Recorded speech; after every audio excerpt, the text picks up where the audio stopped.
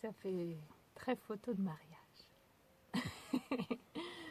Donc, on revient du château de Serville, où la saison commence pour les mariages.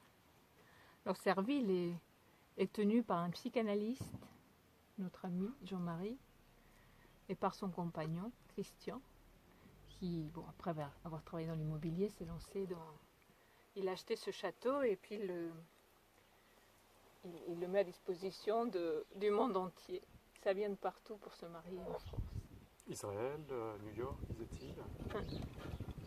Il a acheté un couple de chevaux poneys. Donc de Little Horse américain. Ouais. Qui viennent d'Auxerre, qui ne viennent pas des États-Unis. Tout est en couple chez eux d'ailleurs. Oui. Le couple de traiteurs qui viennent de Fontainebleau. Oui. Le couple de musiciens qui viennent de Suisse. Oui. Sachant que Jean-Marie est suisse. Hein. C'est la famille, mais à chaque fois, ce sont des couples. Ouais. Et nous, on vit en couple. Ouais. Et il y avait Snow, le chien. Et il y avait Snow avec leur chien.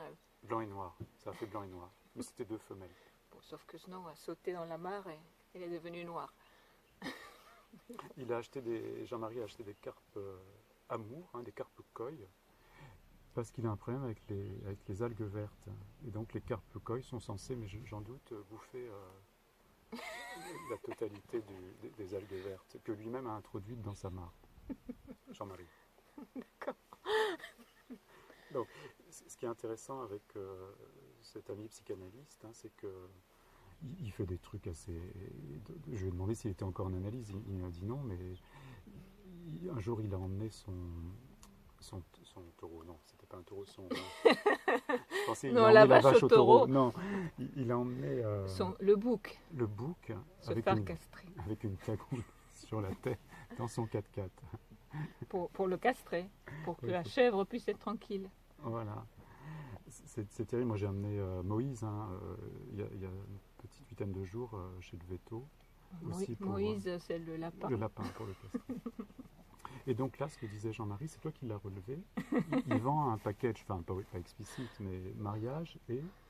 Il dit, ça y est, j'ai mon premier couple qui me relance au bout de 2 ans pour une thérapie de couple. On va pas dire encore séparation, mais... Et donc, oui, je lui disais, tu fais donc la prévente. Et il dit, non, moi je donne ma carte et je dis, ça peut servir. Ouais. Donc, comme s'il y avait... Enfin, c'est un peu cynique, mais je pense pas que ce soit cynique. Mais non, ça l'est pas. C'est réaliste. Et la meilleure chose qu'on puisse souhaiter à un couple, c'est d'avoir une crise. C'est pas là, quand ils payent, d'être dans le château et avec la pièce montée au fromage, là, comme ils disaient. Ils étaient épatés par la pièce montée au fromage. C'est pas là que le couple se soude. Le couple se soude à la première dispute. Ouais. Christian, son ami, disait, ou c'est Jean-Marie, je ne sais plus très bien, il disait la nuit de noces ne doit pas être comme autant d'antan. Elle doit pas être... Parce qu'ils se couchent à 5h du mat. Et ils sont épuisés. Ils sont épuisés. Donc il a dit, je suis même pas sûr qu'ils couchent. Qu'ils couchent, je n'osais pas le penser. Mais oui, ça c'est une autre façon de sceller le mariage. Je ne sais pas pourquoi je pensais à ça, mais je me dis que ne pas consommer pendant la nuit de noces, c'est peut-être programmer 2 ans après la dispute. Là, tu fais la association. La dispute. Oui, moi, je pensais que se coucher dans le lit ou se coucher dans le ring, il faut être prêt à se coucher. Ah, voilà, oui. Absolument. C'est tout un... Enfin, être avec quelqu'un d'autre, être en couple, c'est la relation la plus intime, c'est quand même être prêt à se coucher et à quelque chose à raboter chez soi.